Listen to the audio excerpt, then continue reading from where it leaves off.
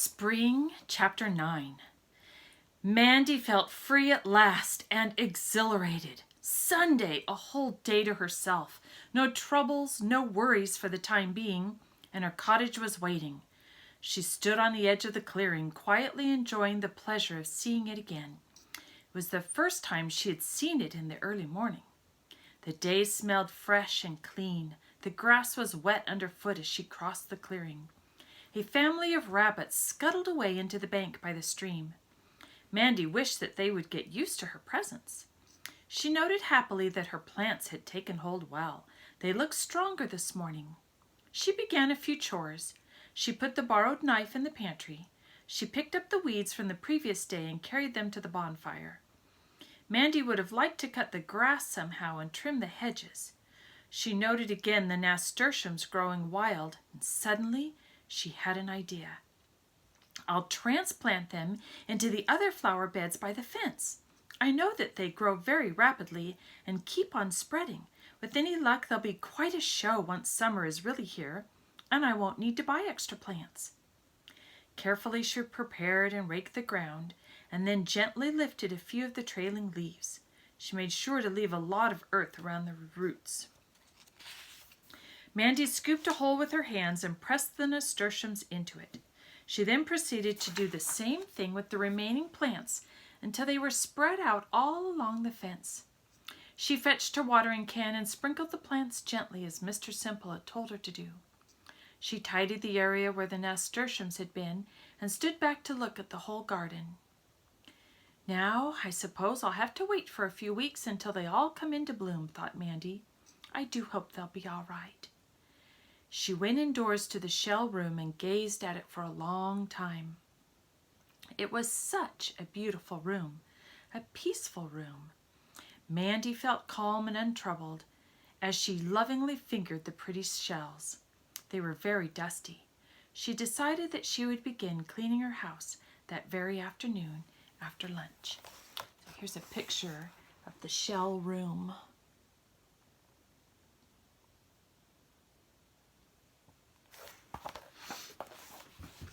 Ellie was cooperative. At lunchtime, when Mandy tackled her about the broom. "Of course you can borrow it," she said. "Just put it back when you're done." Alice called to Mandy just as lunch was finished. "I have something for you." She produced a roll of muslin and a small, rather old saucepan. "Will these do?" Mandy reached up and hugged her. "Oh, Alice, that's super! Thank you." She raced back to the cottage, almost tripping over the broom in her haste and excitement. It was a perfect afternoon for being indoors. The gray skies had become even grayer, and soon it started to rain. Mandy swept the shell room out thoroughly. She lifted the brush and pulled down all the cobwebs and went over the window frames. She brushed the shells as best she could and then used one of her dusters to clean them a little more thoroughly. She brushed through into the main room, up the staircase and down again and into the kitchen. All the debris went out the back door. A lot of dust had arisen and settled back into the stair rail and the window ledges.